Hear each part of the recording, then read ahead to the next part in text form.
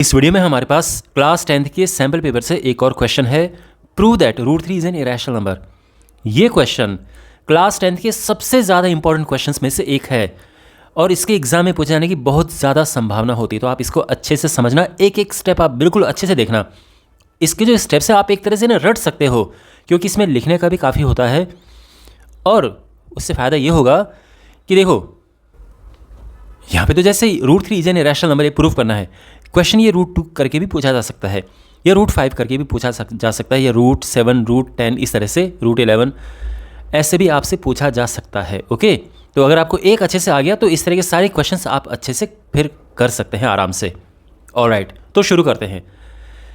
देखो, इस क्वेश्चन को प्रूव हम करते हैं प्रूफ बाय कॉन्ट्रडिक्शन मेथड से। प्रूफ बाय कॉन्ट्रडिक्शन, उसमें क्या होता है, हम ये अज्यूम करके चलते हैं कि रूट 3 एक रैशनल नंबर है। हम ये अज्यूम करके चलते हैं, ठीक है। ये और टू द कॉन्ट्रेरी, यानी कॉन्ट्रेरी मतलब बिल्कुल ऑपोजिट चीज़।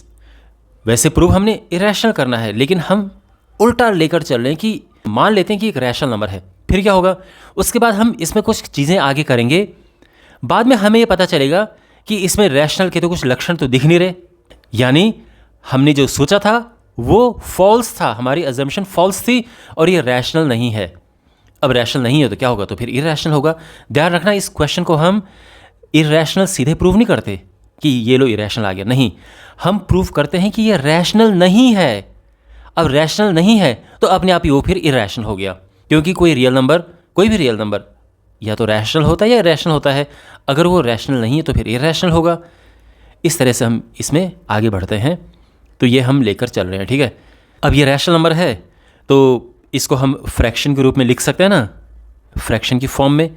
तो इसको मैं a अपॉन b की फॉर्म में लिख रहा हूँ, जहाँ पे a and b are integers and b is not equal to 0। Also ध्यान रखना, ये जो मैं अब लिख रहा हूँ ये बहुत इंपॉर्टेंट चीज़ है। Also they do not have a common factor. They यानी a एंड b, ठीक है ना। a and b do not have a common factor. या तो आप लिख सकते हो a and b are coprime, या तो आप ये लिख सकते हो कि a and b are coprime, या फिर आप ये लिख सकते हो कि do not have a common factor. क्योंकि देखो, को प्राइम का मतलब क्या है, जैसे 4 एंड 6 है तो ये दोनों से, ये 2 से ये भी कटता है और 2 से ये भी कटता है, तो ये को प्राइम नहीं है। अब यहीं पे अगर मैं 4 एंड 7 ले लूँ तो किसी एक नंबर से ये दोनों नहीं कटेंगे, तो फिर ये को प्राइम हैं, तो इनका कोई कॉमन फैक्टर नहीं है, ठीक है।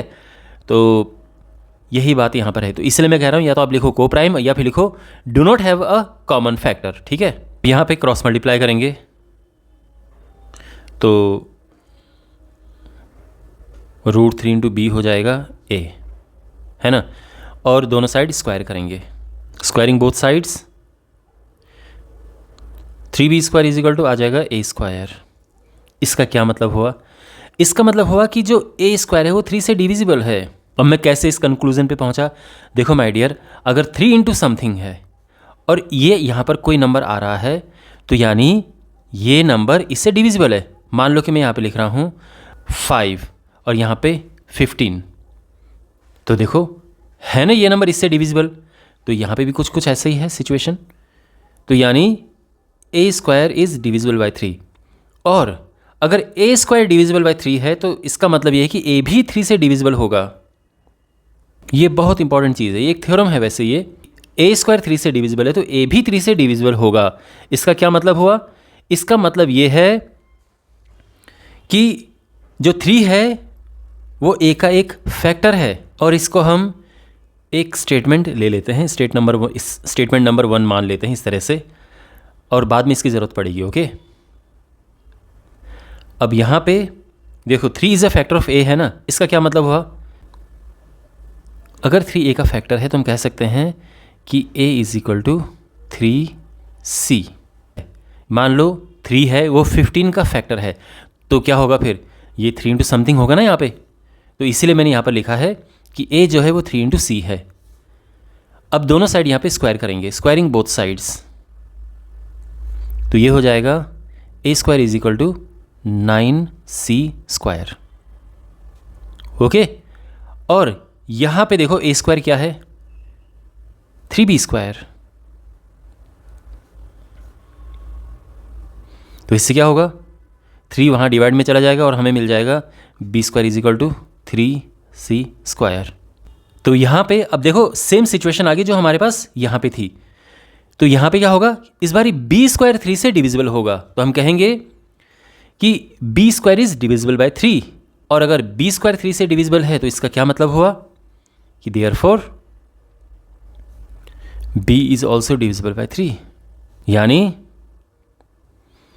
जो 3 है वो b का एक फैक्टर है। ये हम अपना दूसरा स्टेटमेंट ले लेते हैं। अब स्टेटमेंट नंबर 1 और 2 को देखो। नंबर 1 में क्या कहा गया है कि 3 a का फैक्टर है, और स्टेटमेंट नंबर 2 में क्या कहा गया है कि b का फैक्टर है। क्लियर? इसका मतलब यह है कि 3 a का भी फैक्टर है और b का भी फैक्टर है। तो from 1 and 2 3 is a factor of both a and b। Okay, और ध्यान से देखिए मैंने शुरू में यहाँ पे क्या कहा था, क्या हम क्या लेकर चले थे कि a and b do not have a common factor, और यहाँ पे क्या बात आई कि a and b का एक कॉमन फैक्टर है। तो इसका मतलब ये है कि ये जो बात है, ये जो हमने शुरू में मान कर चले थे उसी का अपोज कर रहा है, उसी को कॉन्ट्रडिक्ट कर रहा है। Okay, this contradicts the fact that a and b are coprime. जो हमने यहाँ पर बात कही थी, इस बात को ही ये चीज़ अपोज कर रही, कॉन्ट्रडिक्ट कर रही है। कॉन्ट्रडिक्ट करना मतलब विरोध करना, अपोज करना, उस बात को काटना। और ये क्यों हुआ है? ये कॉन्ट्रडिक्शन हुआ है क्योंकि हमने हमारी अजम्पशन गलत थी।